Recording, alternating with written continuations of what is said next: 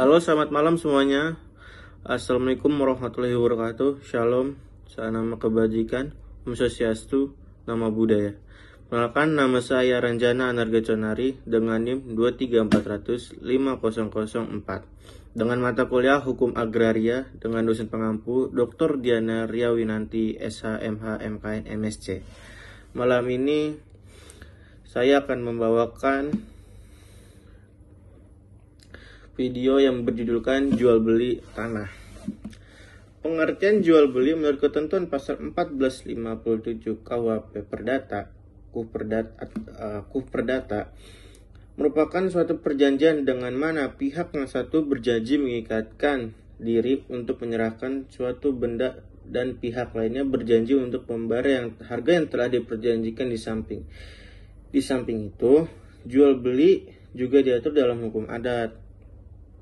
Jual beli tanah yang mengakibatkan beralihnya hak milik tanah kepada penjual disebut dengan istilah jual lepas. Jual beli memiliki dua subjek, yaitu penjual dan pembeli, yang masing-masing mempunyai kewajiban dan berbagai hak. Maka mereka masing-masing dalam beberapa hal merupakan pihak yang berwajib dan dalam hal-hal lain merupakan pihak yang berhak. Hal ini berhubungan dengan sifat timbal balik dari objek dari jual beli di sini ialah hak atas tanah yang dijual. Dalam praktik, hal ini dikenal dengan jual beli tanah. Hak atas tanah yang dijual bukan tanahnya.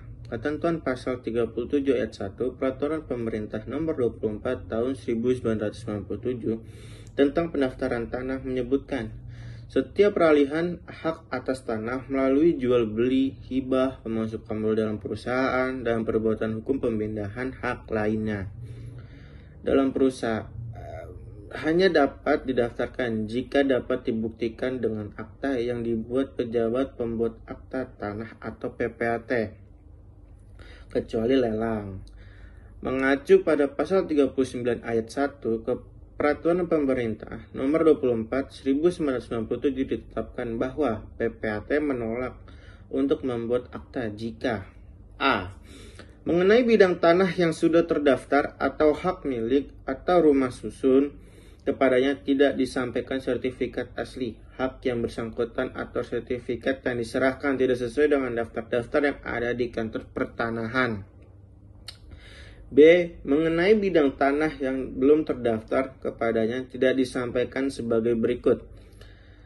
Surat bukti hak sebagaimana dimaksud dalam pasal 24 ayat 1 atau surat keterangan kepala desa atau kelurahan yang menyatakan bahwa tanah yang bersangkutan menguasai bidang tanah tersebut sebagaimana dimaksud dalam pasal 24 ayat 2.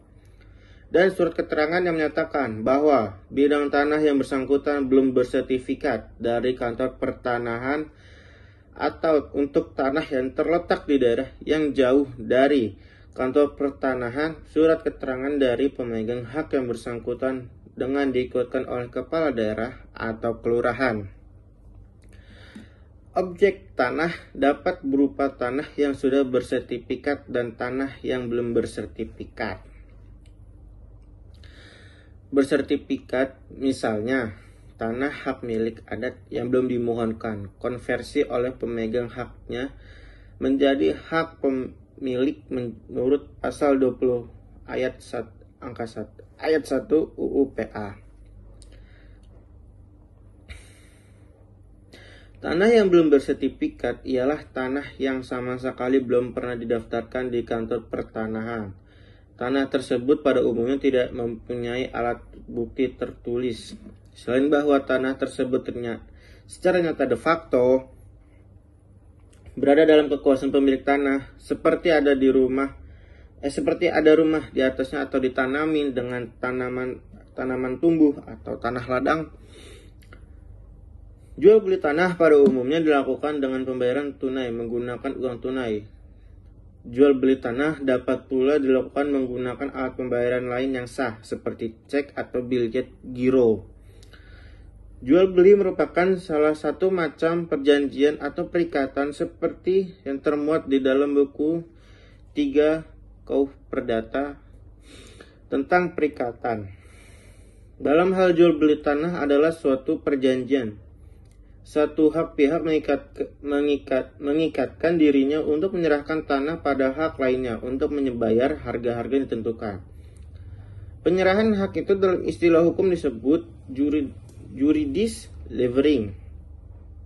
Penyerahan menurut hukum yang dilakukan dengan pembuatan akta di muka dan oleh pejabat balik nama. Dan perbuatan hukum tersebut di masyarakat dikenal sebutan balik nama. Mungkin ya, pertama saya akan mengucapkan mohon maaf Bu, saya cuma bisa membuat video 5 menit dan durasinya memang sangat pendek, tidak sesuai dengan ketentuan yang Ibu berikan, itu durasi yang minimal 15 menit. Saya mohon maaf yang sebesar-besarnya. Dan akan saya akhiri dari sini saja videonya. Kurang lebihnya seperti itu, dan jika ada salah kata dan salah pemahaman mohon dimaafkan. Wassalamualaikum warahmatullahi wabarakatuh.